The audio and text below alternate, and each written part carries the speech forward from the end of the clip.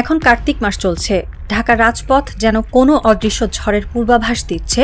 চেনা শহর কিন্তু অচেনা আবহ। প্রেস ক্লাব থেকে শাহবাগ, চারিদিকে অদ্ভুত এক নীরবতা, যেন কিছু একটা ঘটতে যাচ্ছে, কিন্তু কেউ জানে না ঠিক কি। এই অদ্ভুত নিস্তব্ধতা শুধু আবহাওয়ার নয়, বরং রাজনীতিরও। একজন বৃদ্ধ, যিনি 1975 সাল থেকে সব নির্বাচন দেখেছেন, ধীরে ধীরে হেঁটে যাচ্ছিলেন কদম ফোয়ারা পার্কের দিকে। হঠাৎ থেমে গেলেন, ফিসফিসিয়ে বললেন, আবার যদি ক্ষমায় ভুল করি, তার পরিণতি হবে আগুনের চেয়েও ভয়াবহ। তার চোখে এক অদ্ভুত দৃঢ়তা, এবং এই দৃঢ়তাই বাংলাদেশের গণমানুষের নতুন অধ্যায়ের সূচনার ইঙ্গিত। এই দৃশ্য শুধু একজন বৃদ্ধের নয়, এ যেন পুরো জাতির স্বপ্ন, আশঙ্কা আর অতীতের ঘায়েল স্মৃতির প্রতিচ্ছবি। ঢাকার প্রতিটি ইট, প্রতিটি ব্যারিকেড যেন বলছে, আর নয়, এবার শেষ সিদ্ধান্তের পালা। কিন্তু প্রশ্ন রয়ে যায়, এই শেষ সিদ্ধান্ত কে নেবে? দিল্লি, যেখান থেকে বহুবার ইতিহাস ঘুরেছে, নাকি ঢাকা, যেখানে এবার সিদ্ধান্ত হবে স্বাধিকার না বশ্যতার? আর এই নীরবতা যখন প্রশ্ন তোলে, তখন দূরের কোথাও এক কণ্ঠ ভেসে আসে। মোদি, ইউনুস আর 75-এর প্রেতাত্মারা কি আবার ফিরে আসছে? নির্বাচনের আগে এই প্রশ্নই বাংলার বাতাসে ঘূর্ণির মতো ঘুরছে। শেখ হাসিনার রাজনীতির শুরুটা ছিল জিয়াউর রহমানের উদারতায়। ধানমন্ডির বাড়ি, রাজনীতির মাঠে ফিরে আসার অধিকার সবই দিয়েছিলেন জিয়া। একসময়ের নির্বাসিত কন্যাকে ফিরিয়ে এনে তিনি দিয়েছিলেন পুনর্জন্মের মঞ্চ, কিন্তু সেই কৃতজ্ঞতা শেষ পর্যন্ত রূপ নেয় প্রতিশোধে। জিয়ার হত্যাকাণ্ড, রাজনৈতিক মঞ্চে হাসিনার একছত্র আধিপত্য, সবই এক দীর্ঘ প্রতিশোধ পরায়ণ অধ্যায়ের সূচনা করে। কেবলমাত্র রাজনৈতিক স্বার্থে নয়, সেই প্রতিশোধ ছিল এক নির্মম বার্তা, কেউ নিরাপদ নয়। এই অধ্যায় বোঝা দরকার, কারণ এটি আমাদের শেখায় ক্ষমতার রাজনীতিতে কৃতজ্ঞতা নয়, প্রয়োজনে প্রতিপক্ষকে নির্মূল করাই নিয়ম। এ যেন এক অদৃশ্য রূপরেখা, যা বাংলা রাজনীতির নীতিহীন গ্রাফে আঁকা হয়েছে বছরের পর বছর। মতিউর রহমান নিজামী ও শেখ হাসিনার হাস্যোজ্জ্বল ছবি আজও ঘুরে বেড়ায়। সেই সময় জামায়াত ছিল আওয়ামী লীগের কৌশলগত মিত্র, কিন্তু এই মিত্রতা বেশি দিন টেকেনি। প্রয়োজনে আন্তর্জাতিক সমর্থন পেতে হাসিনা নিজামীকেই ফাঁসিতে ঝুলান। একসময়ের কৌশলগত বন্ধু পরে হয়ে ওঠে ফাঁসির আসামি। রাজনীতি এখানে একটা রোলার কোস্টার, যেখানে একবার বন্ধুত্ব, পরক্ষণেই প্রতিশোধ, আর এর মধ্য দিয়ে এক নতুন ন্যারেটিভ তৈরি হয়। ক্ষমতার জন্য যে কাউকে বলি দেয়া যায়। নিজামীকে ফাঁসিতে ঝুলানোর সিদ্ধান্ত যতটা না ন্যায় বিচারের, তার চেয়ে বেশি ছিল আন্তর্জাতিক কূটনৈতিক চাপে পলিশিং। এতে হাসিনা নিজের ভাবমূর্তি নতুন করে গড়ে তুলতে চাইলেও বাস্তবতা বলে, বন্ধুত্বের বলি দিয়ে যে পথে হাঁটা, তা শেষ পর্যন্ত একাই হাঁটতে হয়।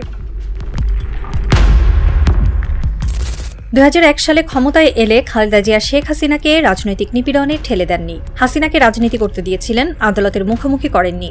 অথচ 2008 সালের পর দৃশ্যপট বদলে যায়। মামলার পর মামলা, চিকিৎসার অভাবে মৃত্যুপ্রায় দশা, পরিবারের সঙ্গে বিচ্ছিন্নতা। শুরু হয় এক নিঃশব্দ নিপীড়নের অধ্যায়। একজন প্রাক্তন প্রধানমন্ত্রী, যিনি এক সময়ের শ্রদ্ধেয় প্রতিদ্বন্দ্বী ছিলেন, তিনিই হয়ে যান প্রতিশোধের প্রতীক। এ যেন রাজনীতির ব্যক্তিগত প্রতিহিংসার রূপরেখা। এখানে উঠে আসে বড় একটা প্রশ্ন, শেখ হাসিনার শাসন কি শুধু প্রশাসনের, নাকি এটি এক প্রকার ব্যক্তিগত প্রতিশোধের আখ্যান? 1975-এর পর একবার সুযোগ এসেছিল আওয়ামী লীগকে রাজনীতি থেকে সরিয়ে দেওয়ার, কিন্তু ক্ষমার নীতিতে সেই সুযোগ হাতছাড়া হয়। ফলাফল, হাজার হাজার গুম, খুন, অত্যাচার, নিপীড়ন। আওয়ামী লীগ বারবার ফিরে এসে গণতন্ত্রের মুখোশ পরে চালিয়েছে এক ব্যক্তিকেন্দ্রিক একনায়কতন্ত্র। বেশিরভাগ গণতান্ত্রিক রাষ্ট্র যেখানে ভুল থেকে শিক্ষা নেয়, সেখানে বাংলাদেশ বারবার পুরনো গর্তে পা ফেলেছে। আওয়ামী লীগের প্রতি সদয় আচরণ যে কি পরিমাণে বিপদ ডেকে আনতে পারে, তা জুলাই গণহত্যায় পরিষ্কার। ক্ষমাই যেখানে প্রতিকারের সুযোগ, সেখানে আওয়ামী লীগ দেখিয়েছে ক্ষমা মানেই দুর্বলতা, আর দুর্বলতাই তাদের শক্তির প্রধান রসদ। ইতিহাস আবারও প্রমাণ করেছে, একবারের ভুল শুধরে না নিলে তার খেসারত দিতে হয় কয়েক প্রজন্ম ধরে।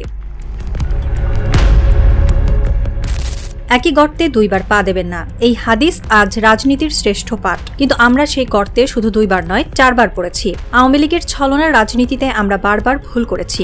এখন সময় এসেছে 20 দাঁত উপড়ে ফেলার, কারণ আরেকবার ভুল মানেই আত্মঘাত। এই হাদিসকে কেন্দ্র করে আজকের রাজনৈতিক চেতনা তৈরি হচ্ছে। ধর্মের কথা নয়, আত্মরক্ষার কথা, জুলুমের বিরুদ্ধে দাঁড়ানোর কথা। ইতিহাস আবার যেন নিজেকে না পুনরাবৃত্তি করে, সেজন্যই এই শিক্ষা। প্রত্যেকবার যখন আওয়ামী লীগ ক্ষমতা এসেছে, তখন তাদের প্রতিশ্রুতি ছিল শান্তি, কিন্তু ফলাফল হয়েছে জ্বালাও পোড়াও। এবার মানুষের কাছে প্রশ্ন একটাই, আর কতবার সেই প্রতিশ্রুতি বিশ্বাস করবেন?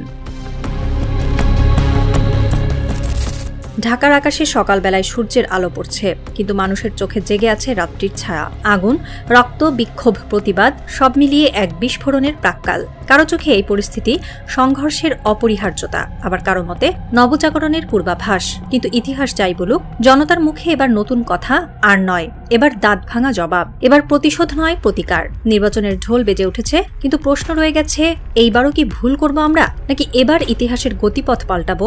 এক তরুণ ছাত্র শহীদ মিনারের পাদদেশে দাঁড়িয়ে বলে, আমরা এবার চুপ থাকলে ইতিহাস আমাদের ক্ষমা করবে না। তার চোখে অনল শিখার প্রতিচ্ছবি। এটাই হয়তো নতুন ভোরের সূচনা, অথবা আরেকটি দীর্ঘ রাত্রির দরজা।